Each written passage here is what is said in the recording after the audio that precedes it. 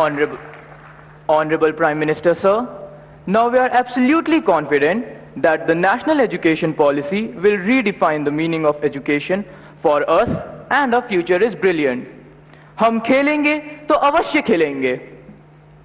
Honorable sir, Roshni of Rajkiya Kanya Inter College in the industrial town of Ghaziabad seeks respected Prime Minister's help and guidance on certain issues. Roshni, please ask your question.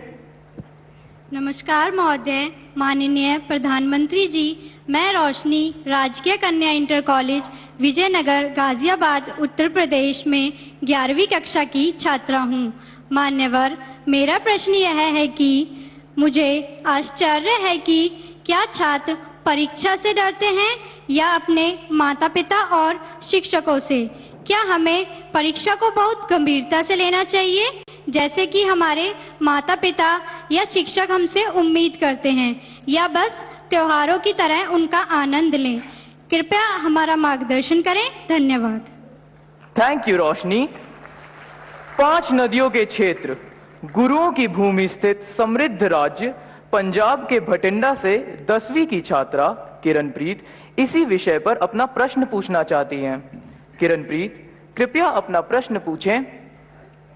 Good morning, Honorable Prime Minister Sir. My name is Kiranpreet Kaur of class 10th. I study in Doon Public Senior Secondary School, Kalyan Sukha, District Bathinda, Punjab. Sir, my question to you is, how do I deal with my family's disappointment if my results are not good? I don't have negativity against my parents because I know they need more reassurance than I do. Thank you, sir. Please guide me. धन्यवाद Kiranpreet. Honorable Prime Minister, sir, like many of us, Roshni and Kiranpreet also find it a challenge to deal with the expectations of their parents and teachers. We look forward to your advice. Honorable sir.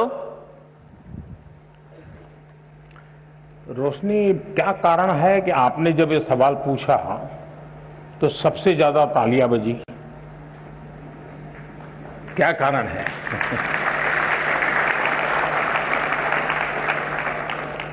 मुझे लगता है कि आपने सवाल student के लिए नहीं पूछा है. आपने बड़ी चतुराई से पेरेंट्स और टीचर के लिए पूछा है. और मुझे लगता है कि आप चाहती हैं कि मैं आज यहां से हर एक के पेरेंट्स को और टीचर्स को कुछ यहां से कह दूं ताकि आपके काम आ जाए.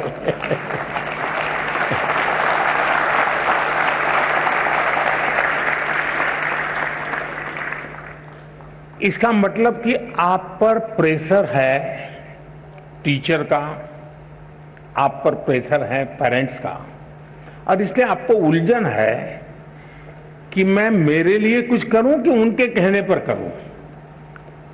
अब उनको समझा नहीं पा रहे हैं और मैं अपना छोड़ नहीं पा रहा हूं. ये आपकी चिंता मैं महसूस कर रहा हूं.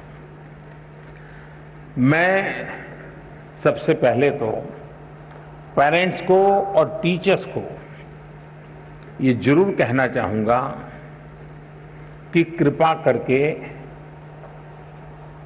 आप मन में सपने लेकर के जीते हैं, या तो जो सपने आपके खुद के अधूरे रह गए हैं, आप जो करना चाहते थे अपने विद्यार्थी काल में, आप जो अपने जीवन में करना चाहते थे वो नहीं कर पाए, और इसलिए दिन रात आपको लगता है कि बस इसको तो वो बना के रहूंगा.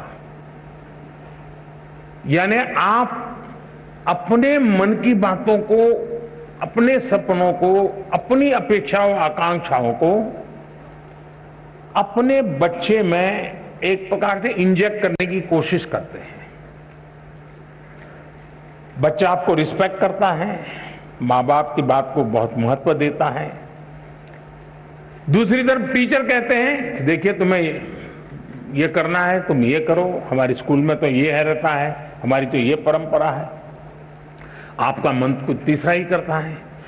और ज्यादातर हमारे बच्चों के विकास में ये जो कंफ्यूज और कॉन्ट्राडिक्टरी जो प्रवाहों के बीच में उसे गुजरना पड़ता है, ये उसके लिए बहुत बड़ी चिंता का विषय होता है। और इसलिए पुराने जमाने में टीचर का परिवार से संपर्क रहता था। परिवार के हर लोग को टीचर जानते थे और परिवार भी अपने बच्चों के लिए क्या सोचता है उसे टीचर परिचित होते थे। टीचर क्या करते हैं, कैसा करते हैं, वो उससे पेरेंट्स परिचित होते थे। यानी एक प्रकार से शिक्षा एक, चाहे स्कूल में चलती हो, शिक्षा घर में चलती हो, हर कोई एक ही प्लेटफॉर्म पर होता था। और उसके कारण अब क्या हुआ है, बच्चा दिन भर क्या करता है, माँ बाप को समझ नहीं है, जानते नहीं है। टीचर को सिलेबस से लेना देना है, मेरा सिलेबस पूरा हो गया, मेरा काम हो गया, मैंने अच्छी तरह से पढ़ाया, बहुत मेहनत करके पढ़ाते, ऐसा नहीं कि नहीं पढ़ाते, लेकिन उसको लगता है कि मेरी जिम्मेवारी है सिलेबस पूरा करूं, वो मेरा दायित्व है। लेकिन बच्चे का मन कुछ और करता है।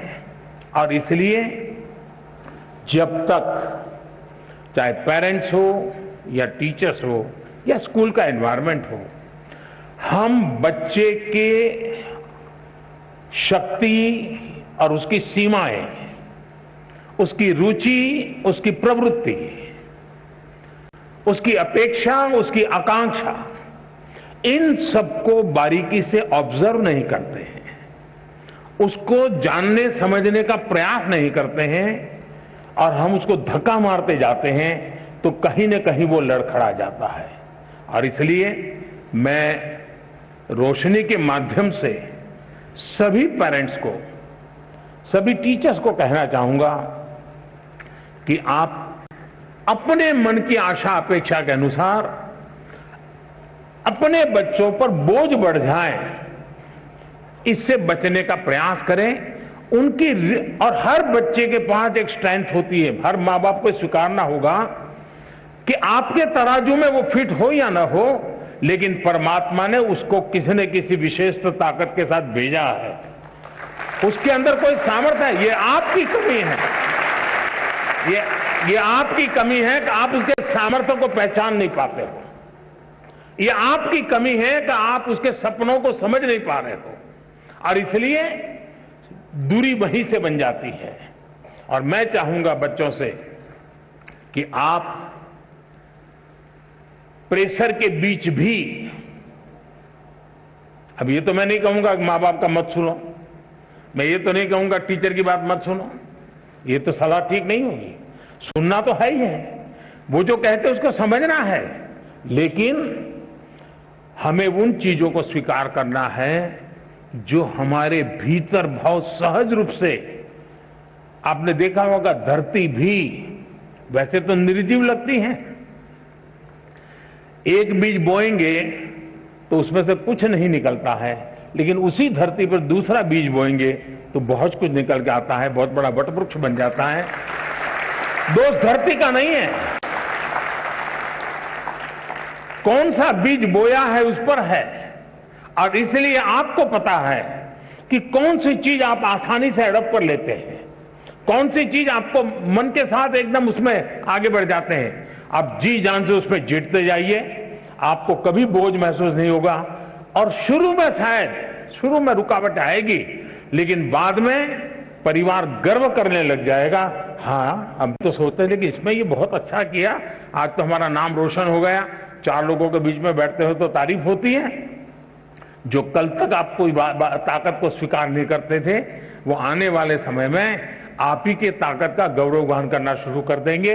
और इसलिए आप हंसते खेलते उमंग के साथ जो मिनिमम रिक्वायरमेंट है उसको पूरा करते हुए, अतिरिक्त जो सामर्थ्य है उससे जोड़ते हुए आगे बढ़ेंगे, आपको बहुत फायदा होगा।